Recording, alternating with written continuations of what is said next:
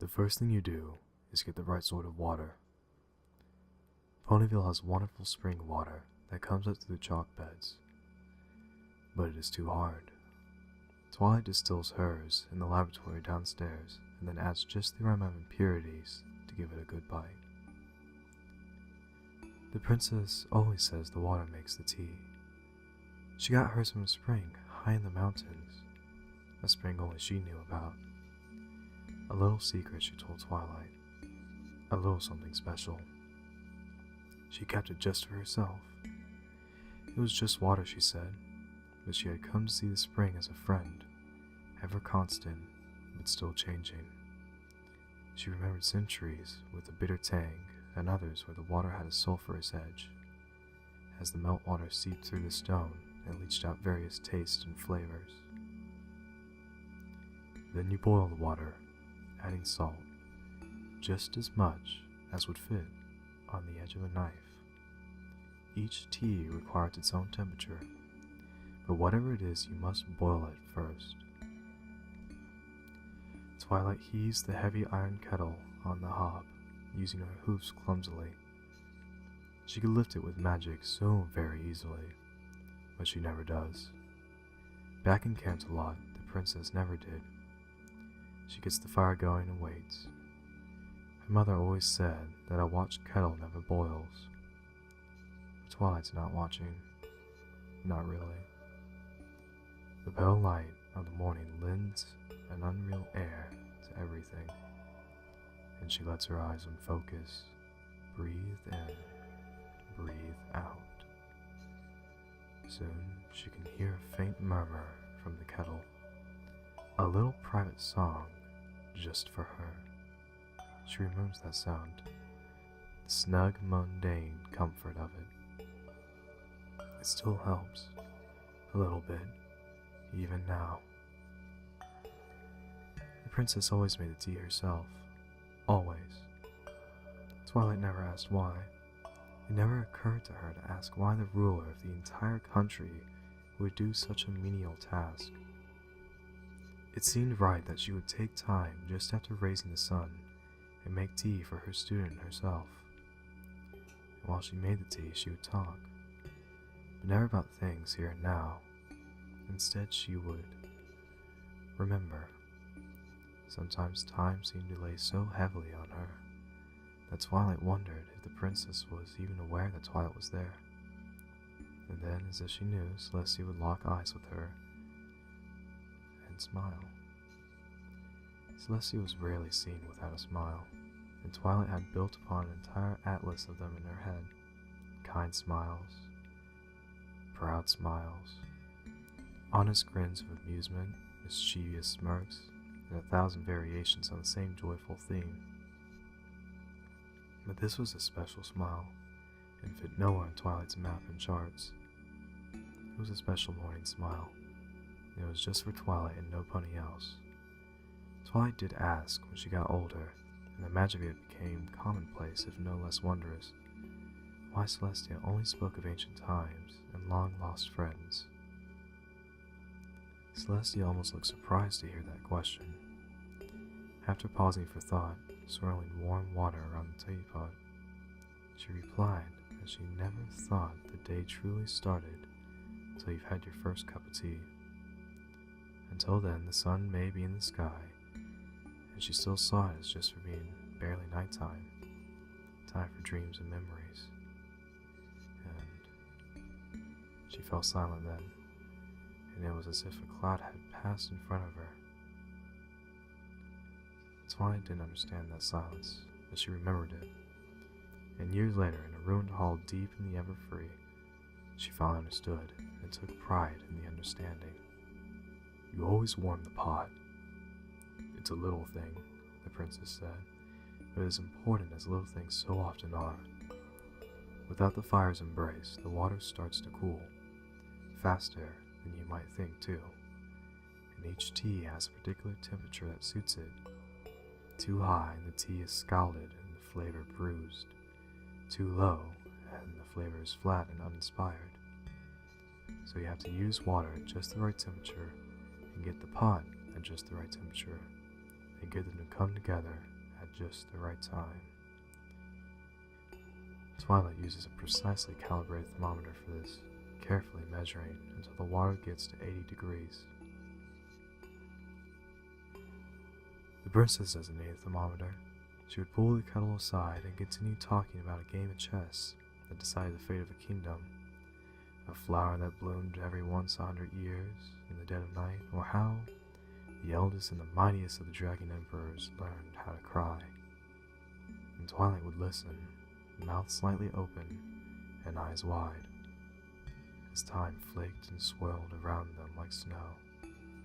And then, no matter how deep in the story the princess would, without so much as a pause, reach out to the water, which had attained just the right temperature. And every time Twilight gave a little start of surprise, because every time she would forget about kettles and tea and time itself, so lost was she in the words. Twilight keeps her tea in a copper tin lined with glass. The tins were a gift from the princess, and Twilight still marvels at them. They are like her, she thinks, simple, unadorned. Twilight reaches out towards the tin with jasmine tea. She makes a show of checking the label, though she knows she got the right one. It is in the same place every time. She takes out a copper spoon, used for this and nothing else, and carefully measures 3 spoonfuls. 1 for her, 1 for the pot, 1 for the princess. Habit dictated that there should be 3 spoonfuls, and Hope didn't have the heart to disagree. Princess Celestia loves tea, and this is the little bit of trivia, the little bit of personal information every pony knows about the princess. It's almost a joke, something for ponies to recall with fondness about their beloved princess, and they do love her. Every pony does.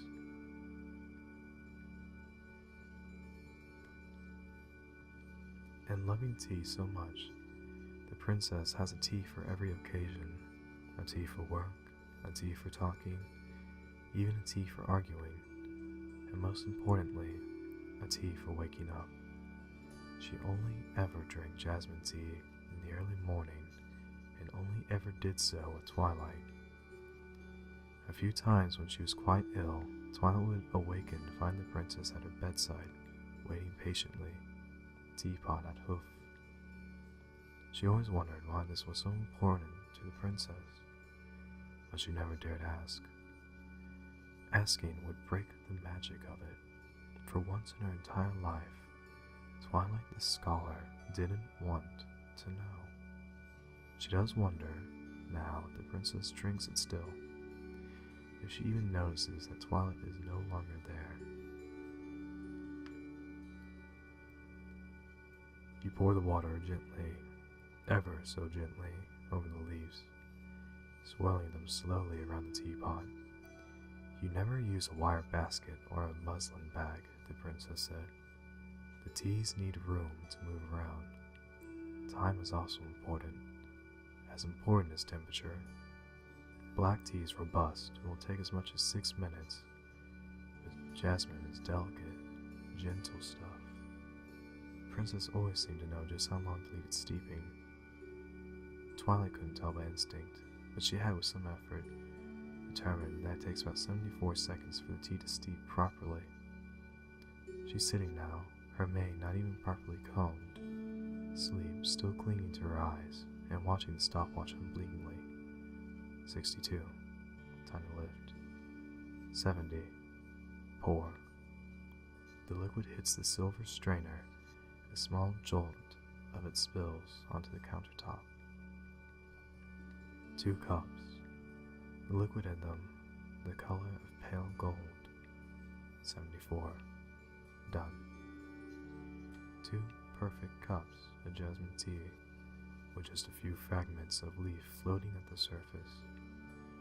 The strainer is built to allow for this small imperfection. The annoyance of the odd leaf helps us appreciate the tea more, the princess said. The imperfection makes it something better, easier to love. Twilight never understood what the princess knows of imperfection.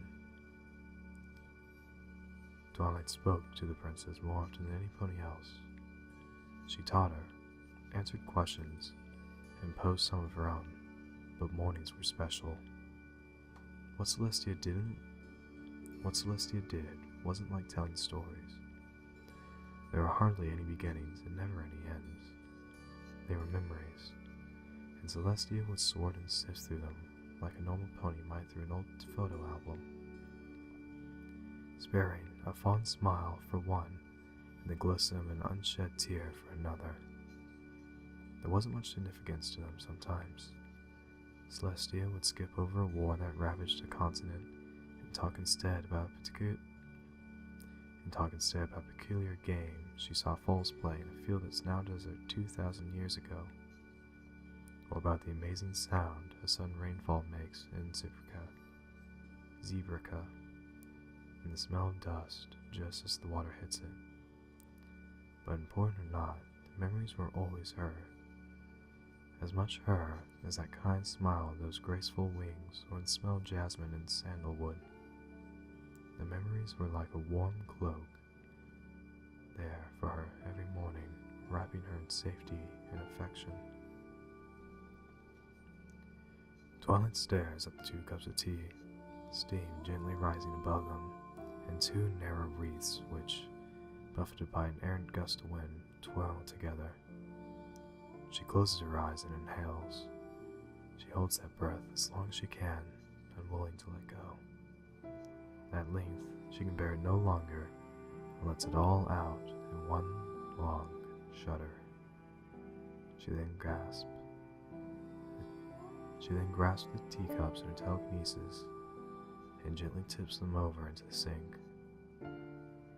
She doesn't like jasmine tea, and never did. Carefully, so very carefully, she puts the cups away for next time.